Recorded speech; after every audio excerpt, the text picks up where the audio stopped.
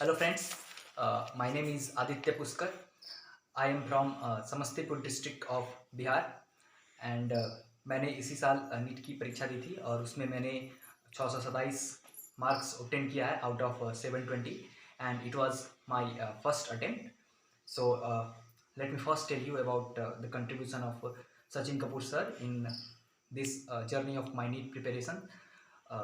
सो सबसे पहले मैं बताना चाहूँगा कि मेरी बायोलॉजी जो थी वो बहुत वीक थी और मुझे इसे पढ़ने में बहुत ज़्यादा इंटरेस्ट नहीं रहता था.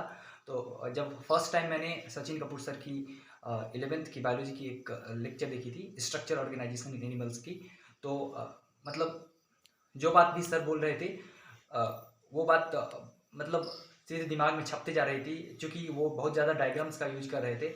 और डायग्राम्स आप समझते हैं कि आपको चीज़ों को समझने के लिए आपकी क्यूरियोसिटी को बढ़ाता है और आपका अटेंशन खोने नहीं देता है चीज़ों को सीखने से.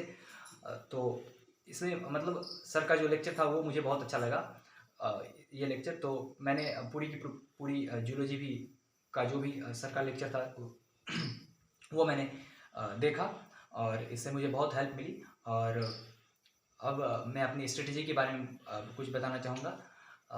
स्ट्रेटजी बायोलॉजी के लिए मेरा सिंपल था कि मुझे एनसीईआरटी देखनी है और जो जूलॉजी के लिए सर का लेक्चर था वो देख लेता था. और बोटनी में मैं नवोदय विद्यालय से हूँ, तो वहाँ के जो टीचर्स थे बोटनी के लिए वो सफिशिएंट थे, तो मैं उन्हीं से बोटनी पढ़ा. और क्वेश्चंस के लिए मैंने दिशा पब्लिकेशन की एनसीईआरटी एक्सट्रैक्ट करके एक आती है बुक, तो मैंने उस बुक को रेफ़र किया था. और केमिस्ट्री में मैंने फिजिकल केमिस्ट्री के लिए एनाबस्थी बुक लगाया था. और इसमें बहुत सारे क्वेश्चंस हैं और बहुत सारे पीवाईक्यूज भी हैं. तो पीवाईक्यूज मोस्ट इंपॉर्टेंट है और वो आपको हेल्प करते हैं गेस करने में कि किस तरीके से पिछले साल में क्वेश्चंस आए हैं, तो मैं वो लगाया करता था. और इनऑर्गेनिक केमिस्ट्री में मैं सिंपली एनसीईआरटी को ही रेफ़र किया, क्योंकि इवन इंजीनियरिंग वगैरह में भी एनसीईआरटी से ज़्यादा बाहर का कुछ आता नहीं है, इसलिए. और ऑर्गेनिक केमिस्ट्री के लिए भी मैंने एनसीईआरटी ही रेफ़र किया था. और मेरे स्कूल के ही एक टीचर थे, तो वो सफिशिएंट थे, तो मैं उनसे पढ़ा करता था और ऑर्गेनिक केमिस्ट्री लगाया करता. ऑर्गेनिक केमिस्ट्री का एक मतलब लास्ट एमटीजी का एक 31 ईयर्स करके था, तो मैं उसी बुक से जो भी क्वेश्चंस पीवाईक्यूज के थे वैसे से ऑर्गेनिक सॉल्व करता था. और मेरे एक फ्रेंड के पास एम एस चौहान बुक था, तो मैं कभी कभी उस बुक को भी रेफ़र कर लिया करता था. और फिजिक्स के लिए मैंने, चूँकि एनसीईआरटी के बाहर का बहुत कुछ फिजिक्स में आ जाता है, तो मैंने यूट्यूब पर जो भी अवेलेबल हैं लेक्चर्स अच्छे अच्छे टीचर्स के, तो मैंने उनको रेफ़र किया और मेरे स्कूल के भी टीचर्स ने बहुत हेल्प की.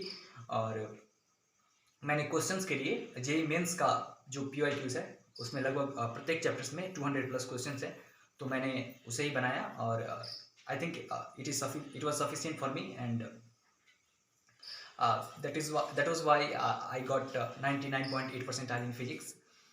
और मैं अब थोड़ी सी अपनी वीकनेस बताना चाहूँगा कि मेरे थोड़े से जो कम मार्क्स हैं, यानी कि 627, वो क्यों आए हैं. सिंस मेरी ये गलती थी कि मैं बायोलॉजी में जो क्वेश्चंस बनाता था वो मतलब ज़्यादा क्वेश्चंस मैंने सॉल्व नहीं किया था. और दूसरी जो वीकनेस थी, मैंने जो गलती की है वो थी कि मैंने पूरा क्लास 11th को वेस्ट कर दिया था इधर उधर में. तो क्लास 12th में आके मैंने सीरियसली प्रिपरेशन को लिया और फिर क्लास 12th में आके ही मैंने पूरी 11th कंप्लीट करी और फिर 12th का भी कंप्लीट किया. और फिर उसी टाइम में मैंने केवीपीआई के बारे में जाना. उससे पहले मैं अवेयर नहीं था इस एग्ज़ाम के लिए के बारे में. तो फिर मैंने देखा कि जो टॉपर्स केवीपीआई के होते हैं वही नीट के टॉपर्स या फिर जेईई के भी टॉपर्स होते हैं, तो मैंने केवीपीआई का भी एग्ज़ाम सोचा दे दूँ. इससे मेरा ये फ़ायदा हुआ कि मैं जो टाइम था उस टाइम से बहुत पहले सिलेबस कंप्लीट किया और फिर मल्टीपल रिविजन्स में बहुत ज़्यादा हेल्प हुआ.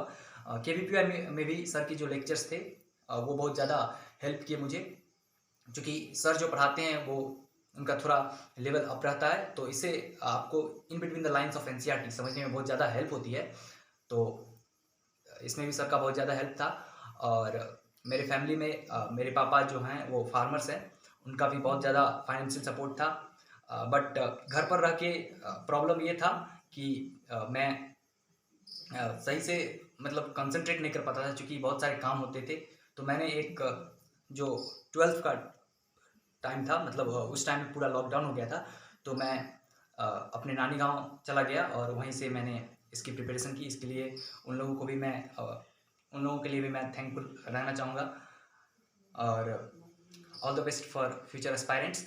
आईसेल से कि आप लोग ज़्यादा से ज़्यादा मॉक टेस्ट सॉल्व करें। मैंने जैसे बताया कि मेरी बायोलॉजी में 93 पॉइंट समथिंग परसेंटाइल है, तो मैं समझता हूँ कि ये जो कम परसेंटाइल है, इसके पीछे बस मेरी एक वीकनेस थी। वो ये थे कि मैंने क्वेश्चंस सॉल्व कम किए थे और मॉक टेस्ट भी ज़्यादा नहीं लगाए थे। तो I had solved about 15 to 16 mock test that only, so that was my weakness. And जितना ज़्यादा आप मॉक टेस्ट सॉल्व करते हो, आप अपनी कमियों को खंगालते हो, आपसे सिली मिस्टेक्स जो होती है वो कम होती है। तो इसलिए आप लोगों से कहेंगे कि आप लोग जब लास्ट टाइम एग्ज़ाम का बहुत क्लोज आ जाता है टाइम, तो आप लोग शॉर्ट नोट्स बनाएं और ज़्यादा से ज़्यादा मॉक टेस्ट दें, उसको एनालाइज करें, अपनी गलतियों को ढूंढें और उसे सॉर्ट आउट करने की कोशिश करें। Thank you, all the best for future experience.